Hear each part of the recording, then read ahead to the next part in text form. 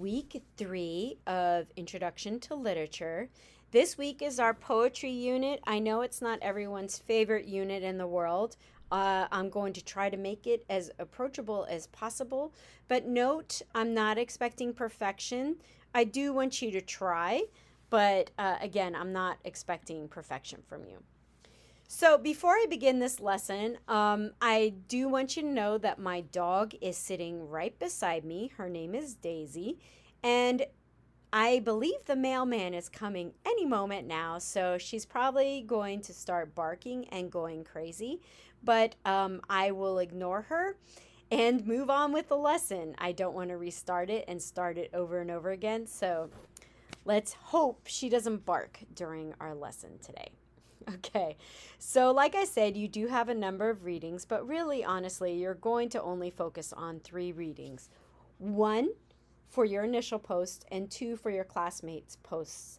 Now, I would like you to focus on in your responses on different poems, and don't say something like, oh, this poem sounds interesting. I can't wait to read it. No, no, no. You actually have to read it when you respond, and you actually have to make some sort of comment about your classmate's post. Okay? Okay. So, anyway, let's begin. So, basically, poetry isn't necessarily just the quote unquote literary poetry. Poetry could be anything from limericks to lyrics to songs, obviously, to epic poems to free verse poems. They can be basically anything. They are different than short stories in that they have different sorts of vocabulary, they have different meanings, they use symbols and metaphors a bit more often than short stories. They also are tightly written with lines, which generally short stories do not have singular lines, but poems do have these tightly written lines, basically. But the crossover between the two isn't always as clear as you would think. So there's a lot of similarities because there's obviously prose poems, which are very similar to short stories, and it's hard to tell the difference between the two. All right. Let's move on from there. Oh, and also I wanted to show you I just blew through epic poetry, but basically would be Beowulf. I don't know if you've ever read Beowulf before. It's really, really long. It's basically about a warrior taking place during the Old English period, and it discusses this warrior who is set to kill a dragon or a dragon-like character called Grendel.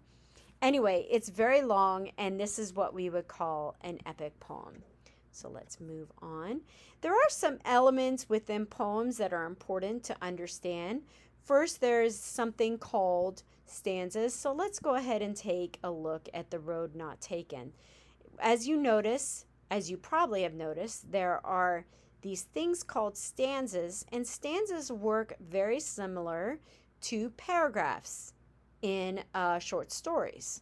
So these are singular units of thought. They generally work separately to each other. So all of these stanzas work separately, and they all come together with one meaning.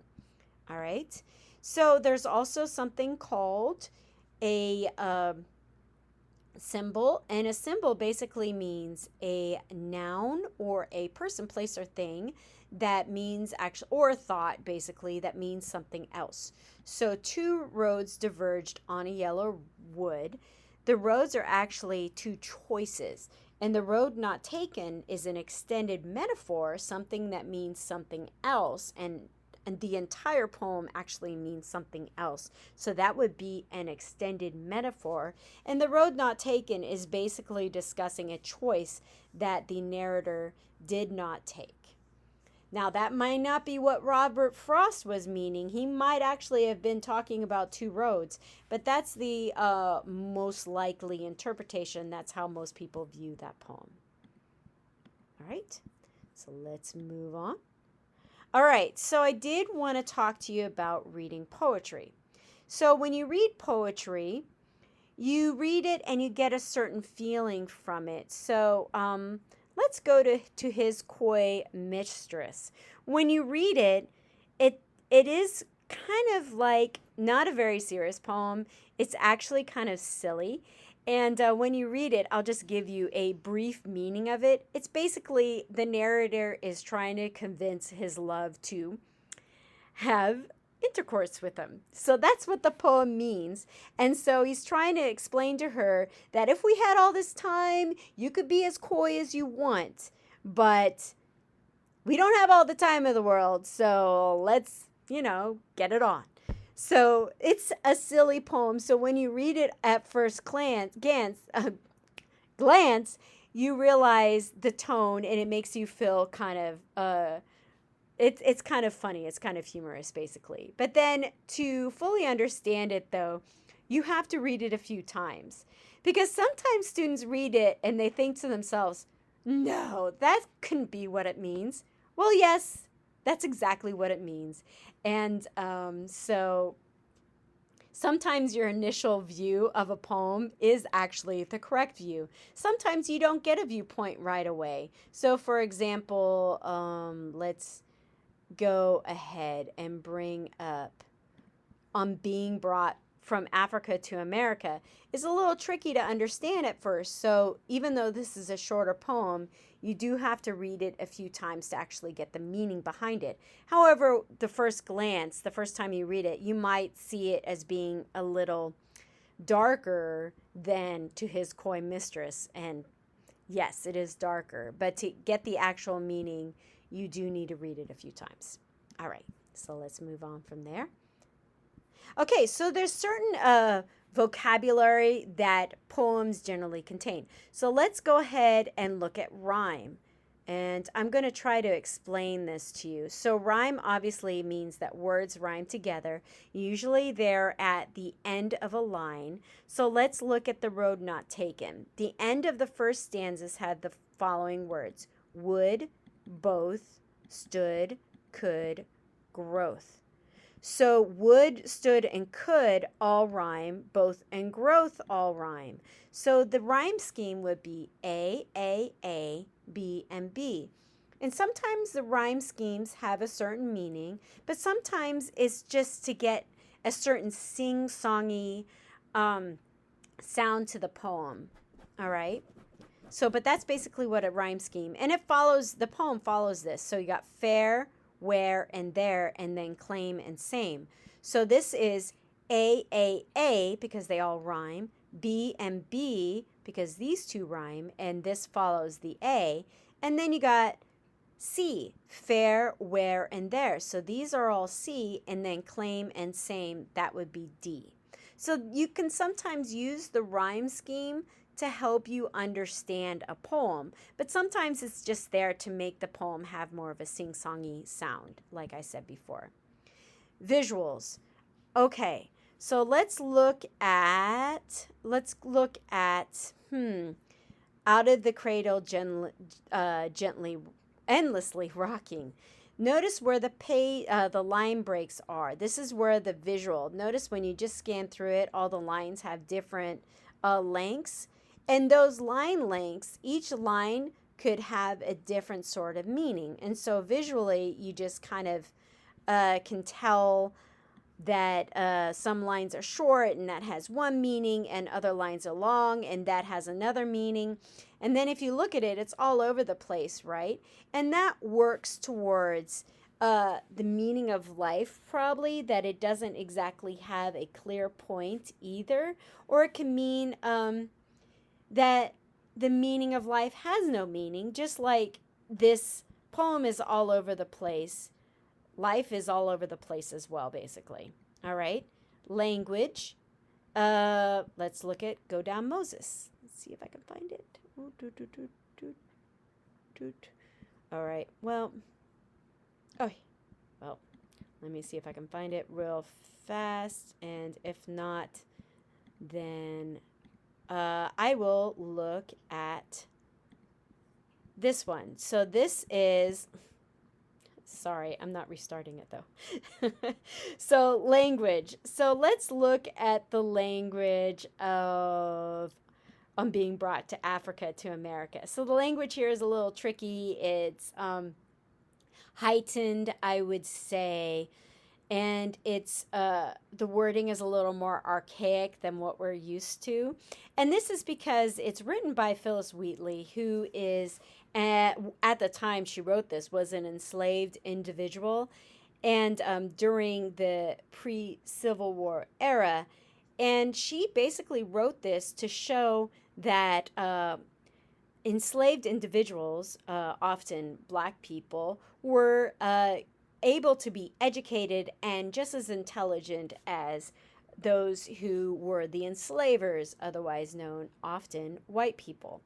And so the reason why the language is heightened and more academic is because she's showing that she has the same intellectual capabilities as a white person, and which goes to a point that black people, enslaved or people who have been enslaved, have the ability to be saved and are should be treated as humanely as possible, just like white people. So that means that this is more of an academic tone. Now let's look at something that's a little more approachable. Obviously, that would be The Road Not Taken. So the wording here is more sing-songy, easily approachable, less archaic, and that would be the language there. And that also has a meaning. It's more approachable, and it's more speaking to what everyone experiences, choices that we all make, and we think back, well, should we have made other choices? All right, so that's basically what you can look at. The language sometimes helps with the meaning. Now, I do not have Go Down Moses pulled up, but Go Down Moses is often thought of as musical, and it can also be made into a song. I'm sure some of you have heard that song before.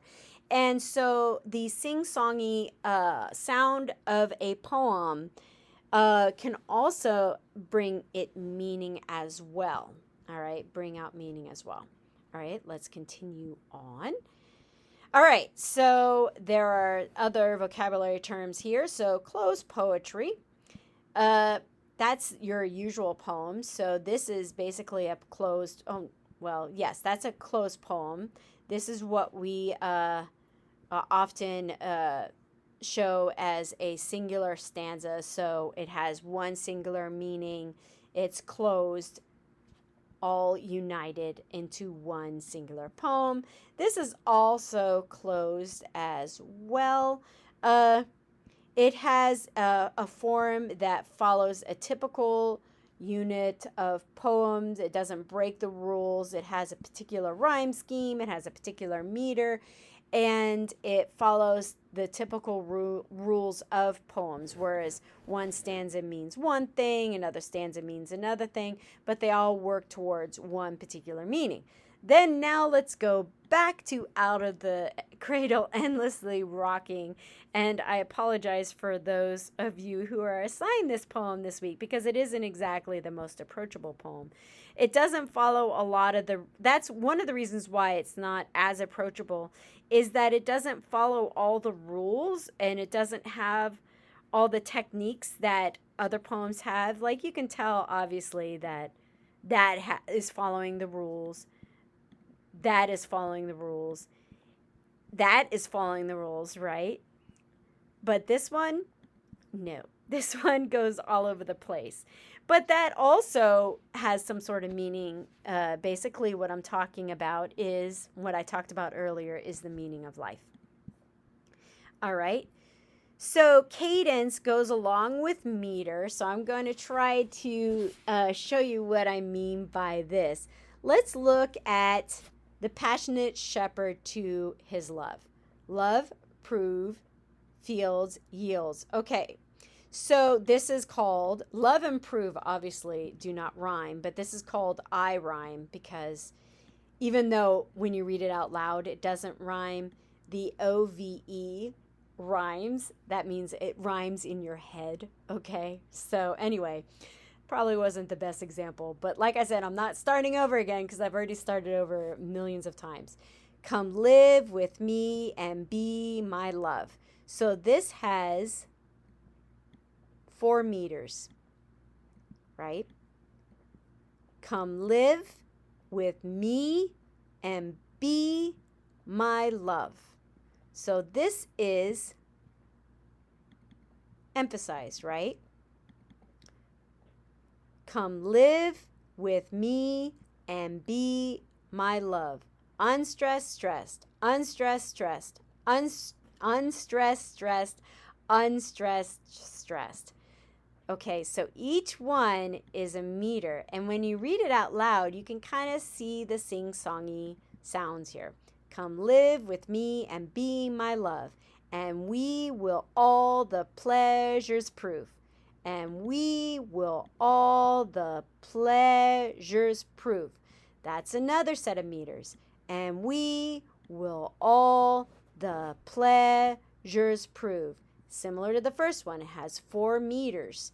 That valleys, groves, hills, and fields, that's not perfect, right? You can see it kind of falls a little bit. That valleys, groves, hills, and fields. So when you see that one, the reason why I switched there, and I'm getting overly complicated, is because these are I guess land masses, and they're all different. Like you got valleys, you got groves, you got hills, and you got fields, and they're all kind of different. So that's why the meter kind of drops there. So, and we will sit upon the rocks. Well, then it goes back to the regular meter. So the reason why I pointed that out to you is sometimes when the meter shifts, that shows you something different, okay? So that's done for a reason. So sometimes you look at the meter, it gives you a nice sing-songy sound, but sometimes the meter shifts, which shows you something different, which shows you something that brings something towards the meaning as well. And oftentimes this meter shifts is for a reason. The poet does this for a reason. But basically that's meter and cadence. The cadence is just simply the intonation and inflection of the spoken words, which is what I showed you just now. All right, so basically I end with this long explanation of shall I compare thee to a summer's day, right? And I want you guys to read it, but in a nutshell, basically this is what we like to call a sonnet. So a sonnet has 4 verses. This is one verse. This is another verse. This is another verse, and this is the final rhymed couplet.